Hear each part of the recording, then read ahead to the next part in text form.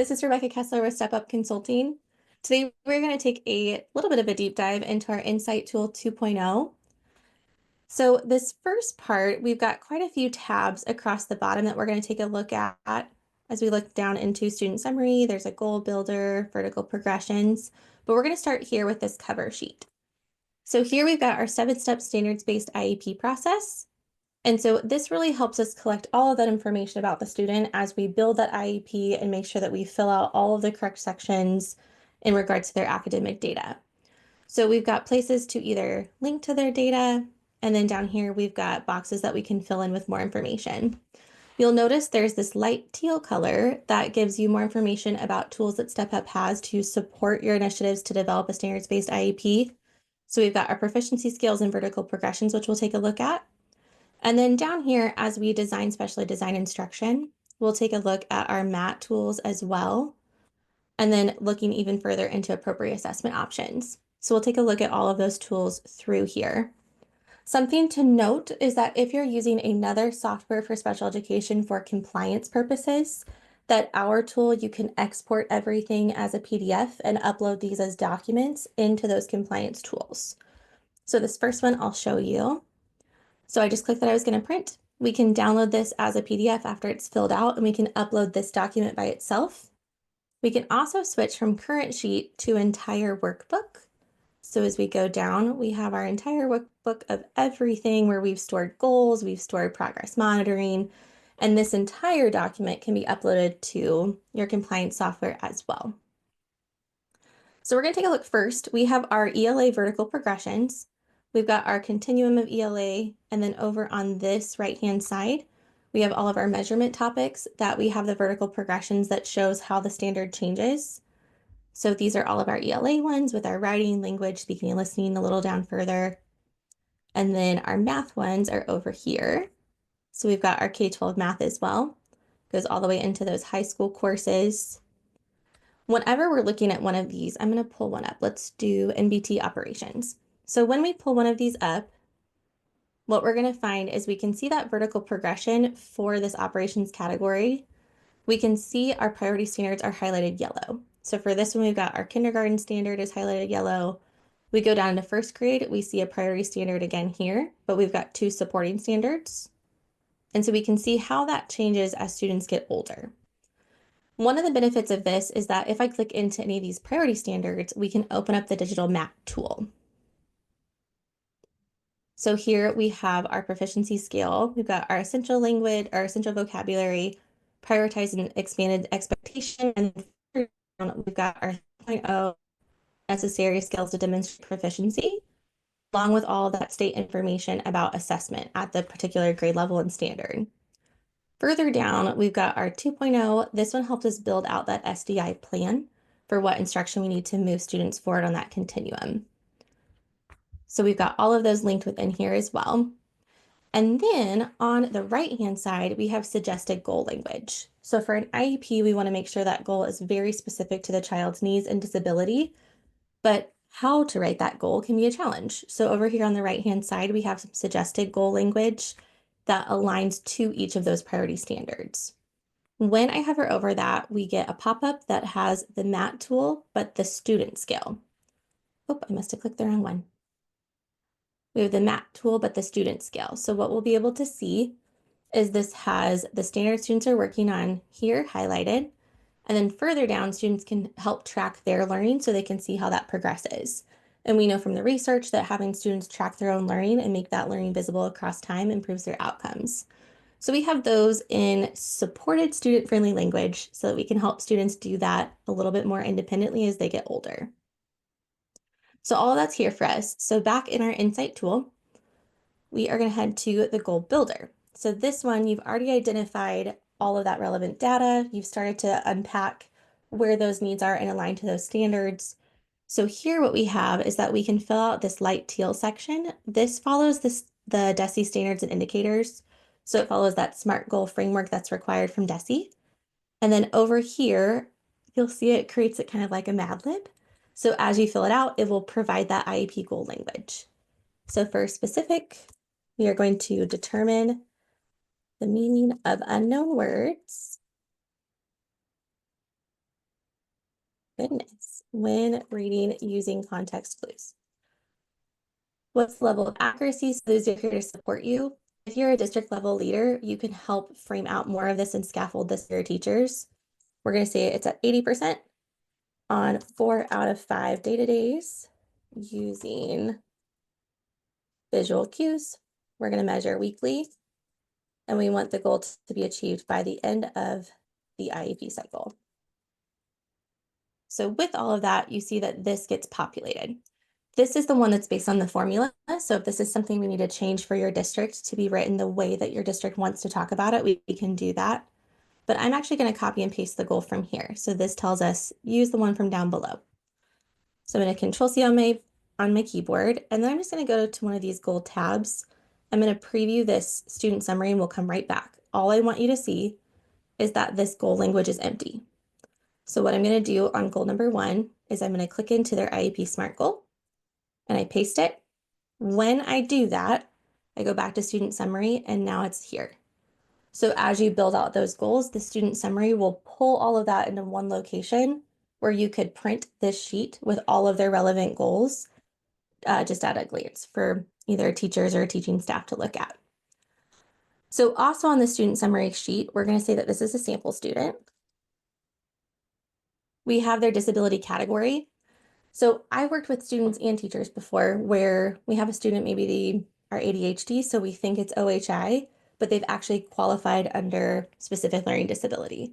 So this just helps keep that top of mind of what they've qualified under. So I'm going to select multiple and then actual grade level. This is really important for later in the goal building tools. So this child, we're going to say this student is a 6th grader, just for purposes of demonstration. So over here, now I can go to goal 1 either by clicking the tab across the bottom, or I can click the link right here. It'll take us to that same spot.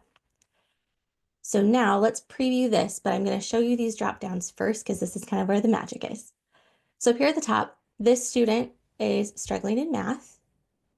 They are a 6th grader. We've already marked that on the student summary, but for the purposes of this, their functioning grade level, so their present level of skill, let's say they're functioning as a 2nd grader. So now I've got access to all the learning standards in math for 2nd grade. What I'm going to do is I'm going to select one of these standards. So let's do 2 and BT B8. So add or subtract within 1,000. What I want to do is find a connecting priority standard at their current grade level that's going to give me information about how to move them forward and to build that scaffolding and support. So for their related grade level standard, we have all of these options here. And so their 6th grade one is going to be 6NS A1A. So compute and interpret quotients of positive fractions, solve problems involving division of fractions by fractions. So these are those two related skills. This is what they are currently able to do, and this is what they need to work towards being able to do on their grade level. So using that information, I can fill out the remainder of goal 1. Some support tools that are in here for you is this link to printable lesson planning tool. This has a really great framework for planning your specially designed instruction. It's also helpful if teachers are more comfortable with Google Docs. So they can pull this up and make a copy, but this is also built a little bit further down into the tool. So we have space next to our IEP SMART goal to put benchmark goals if your school uses those. And then down here, we've got where we have the visualization for our progress monitoring. So we're just going to pop a date in here. And we're going to pretend that these are about 2 weeks apart, like a good progress monitoring cycle. So we're going to pretend I did that. Then our raw score, I can record and say they got 3 out of 7, 3 out of 8, 4 out of 7, 5 out of 6. So now what I can see is that trend line of growth, and I can see how they're moving across time. In this drop-down goal status, I can also click that they are progressing, they had a regression, they're progressing, and then if this was at 80% accuracy, which is what this says right here, then I can click that they have met that goal. So now that gives me good information to say, okay, they're ready to move on to the next phase of their benchmark, or we need to reconvene and do an updated IEP goal. So I've got all of that good information here. A little bit further down, this is where we can use the information from the MAT tools. So we can pull that level 2 and level 3 skills as well as essential vocabulary to plan our instruction to move forward. So for here, I can put each of those subtopics like understand place value. But like if I'm looking at these two right here, I'm going to go back to that vertical progression because it links to the map tool and that's going to give me all the information I need. So I'm going to go back to math. That was operations.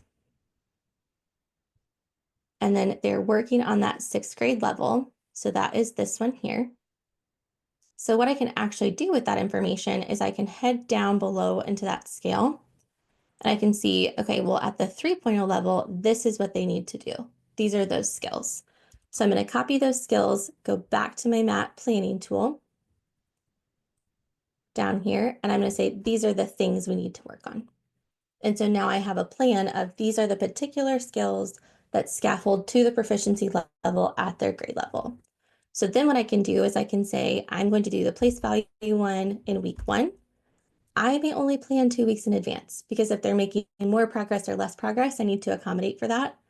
But if we're like, okay, well, they're doing great with that. So then we've got our week 2 instructional plan. So we can keep all of that in one location. Then in this middle section, we've got their independent practice and their exit ticket. I can again use the information on the MAT tool to understand what the assessments need to look like. So these might be your teacher created assessments for purposes of data collection.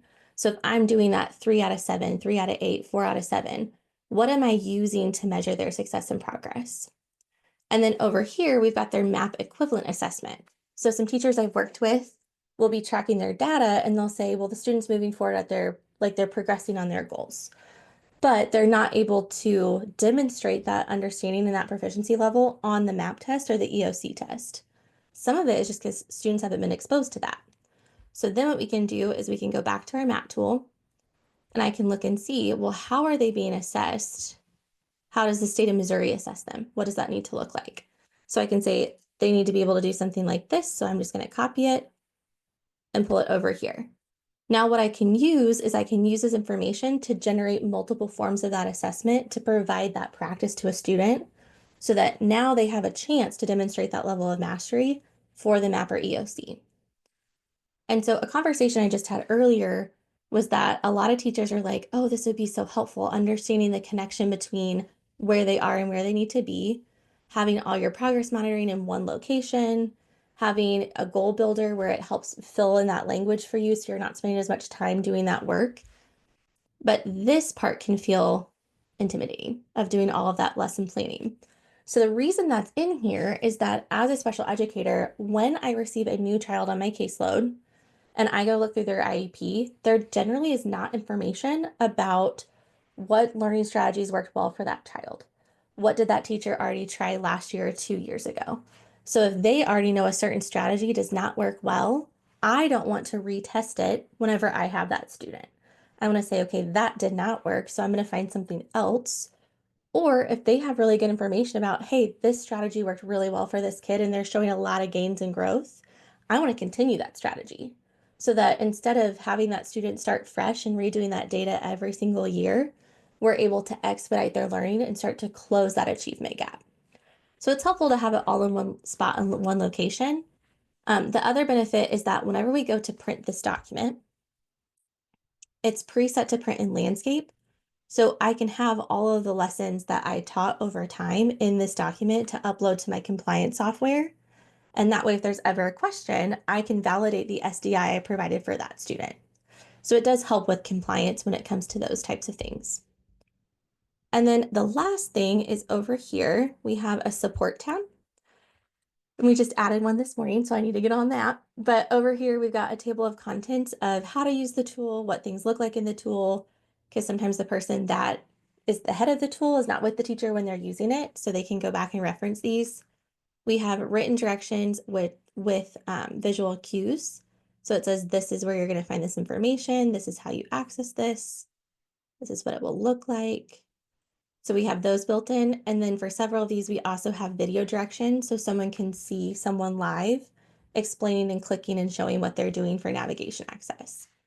So we'll update this as people have questions or they have new things to add.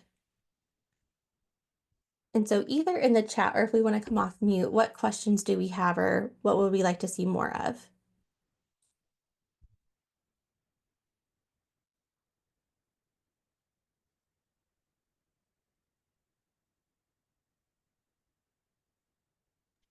I think what you've provided is going to be extremely helpful for now.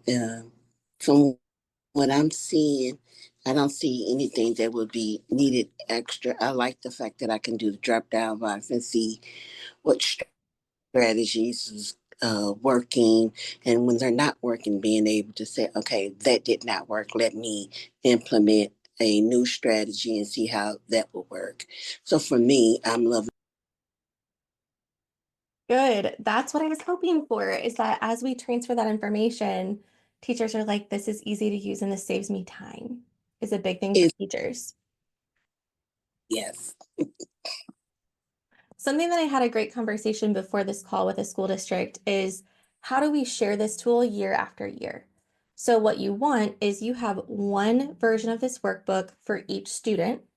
The case manager would be the owner. So if I go into our share settings for a second, you would have the case manager. This is me right here. You would add the case manager as an editor. You would want either your special education director or a process coordinator or a building admin to also be an editor.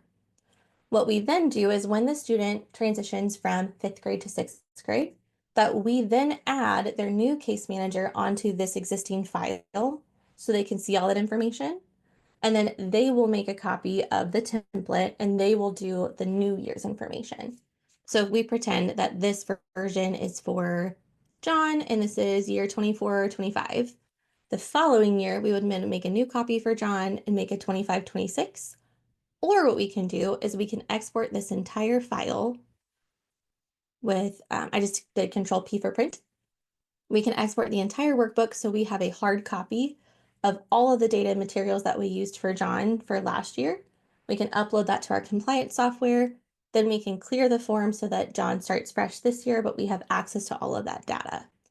So there's a few different ways to migrate all of the data informations that we need. I've also heard that it's helpful that you can export all of this with the workbook in the PDF form and add it to the student's cumulative file. So that can be helpful as well.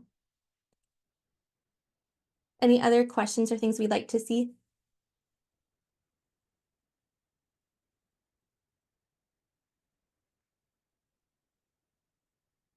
Okay, well, thank you very much. One last thing before we hop off.